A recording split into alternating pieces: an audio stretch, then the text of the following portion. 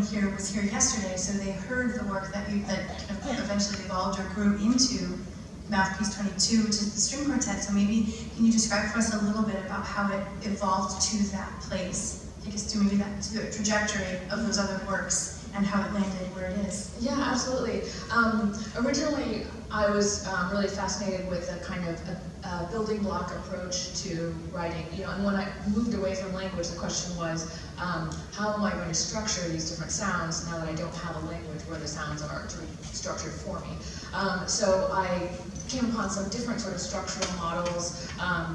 The first one was sort of imitating the structural sounds of a Sanskrit verse, but that just meant taking the order of the sounds, but changing each individual sound beyond recognition. So there's no way that you're going to hear the actual individual verse. It was merely a sort of a plot to use as a structural device. But what was quite important for me was also this sort of sense of when you're seeing me perform, there is an expectation for a certain kind of meaning. Our ears are sort of specifically designed to hear the human voice, and you're looking for meaning. Is there meaning?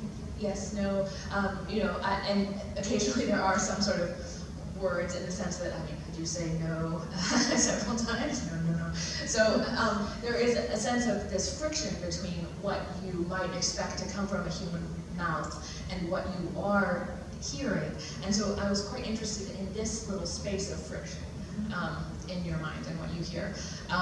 And so this kind of, from this expansion of using the voice as an instrument and the mouth as kind of a chamber for creating sounds, when I moved away from just the solo voice music, I thought about imitating these kinds of sounds with the instruments. So some of the first are with voice and ensemble. I thought of them as kind of a super mouth. So I can pop and sing at the same time, and I can whistle and sing, but I can't pop and whistle and sing at the same time. So if I'm with an ensemble, then we can create a kind of, we have these powers that I do not have alone. So this moved on then into the string quartet, which has very little voice, but I do have them whistling, and they're such good whistlers, I have to say. Those are the virtuosic whistling.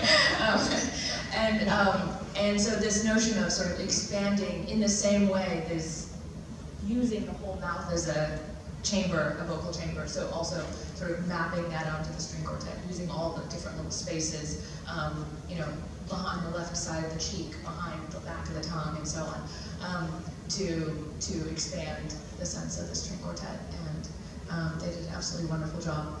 And there's one other sort of formal aspect about this piece is that these two nodes that you heard from, that comes together, and that is repeated at the very end. And this I thought of as similar to a form where you have a magnet, a very strong magnet, and then iron filings. So each of these individual little sort of wispy fragments that are somewhat related, somewhat unrelated, sort of come closer into contact with the magnetic field, and their molecular structure actually changes and becomes a sort of north-south. They take on the north-south magnetic field and they create the field, and so they come together in these 2 points. And I think it's important, in order to do that, they have to sort of go to the outside spaces of what the instrument can do. So they have to sort of expand out to their widest limit so they can sort of synchronize in these 2 spots. And so I'm curious to what extent instrumentation, and so instrumentation generally, and the extent to which the string quartet in particular does or does not factor into your approach when you are composing new work. I think it definitely factors in, and one is sort of the degree to which there can be many different streams going on. So I have them, of course, whistling and some whispering and so on, and so they're sort of creating the super mouth themselves then, and the strings are quite amazing as well, because you get this kind of mapping of sort of high harmonic sounds that are glistening down that's like a whistle, and the pops can pop in many different ways, different kinds of pizzicati and things like this, and then the kind of a lower tone in the lower range of our voice can be very nice with a kind of sul tasto, lower strings. So for me, it's also these particularly strings are very voice-like. Absolutely, that singing quality. Mm-hmm. And so I'm curious, to what extent did you map the techniques that you had learned in notation and the way that you had kind of structured the ability to translate it from yourself? To what extent does that appear in the score for this piece and for that? Have you defined particular pizzicato, like the particular character or quality? Like, are there multiple kinds? Yes. So they're like right at the edge of the sort of, so a sul pont near the bridge, and then a sul tasto, and then on the other side of the bridge is a kind of less, it's higher, sharper, and without a kind of a clear pitch, because, I mean, there is a sort of a pitch, but you can't define it.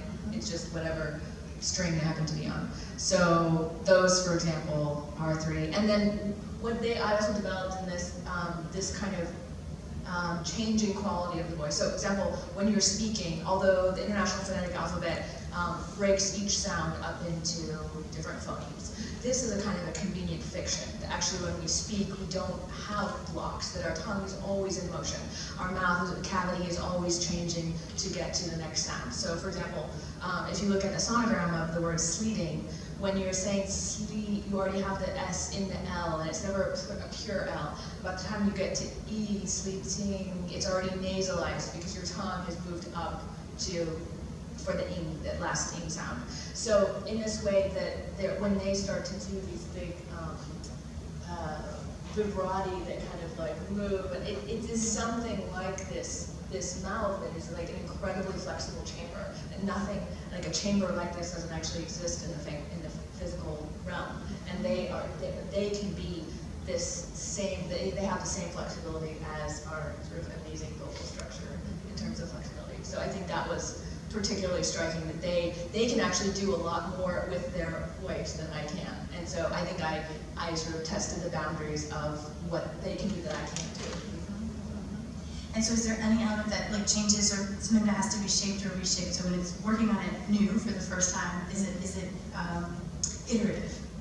Yeah, I mean, I think part of it is that we worked a little bit with the speed and getting it, what is actually the right speed, and it's exactly the same thing that I work on when I write solo for myself, because it has to be fast enough that it's easier. Now, that sounds strange, but there are many things when I compose this kind of vocal writing for my own voice that faster is easier. It's like when you're speaking, it's actually, if you know the language really, really well, it's harder to speak it slowly because you know what you're doing. So why are you speaking slowly? It like takes more thought and everything. So the speed, and I've heard this from other singers who perform other mouthpieces, is that, oh, it's too slow. It's so much harder when it's slow. It needs to be fast, like a speech, like a kind of the virtuosity that we would ascribe to native speakers of any language, which is not really virtuosity, but this kind of like easiness, this idiomacy.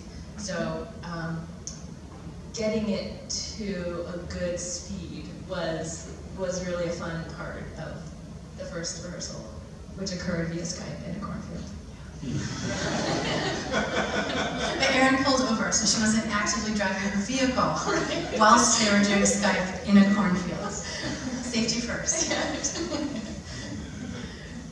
Good. Well, so should we hear a little bit, and then if there are questions for Erin,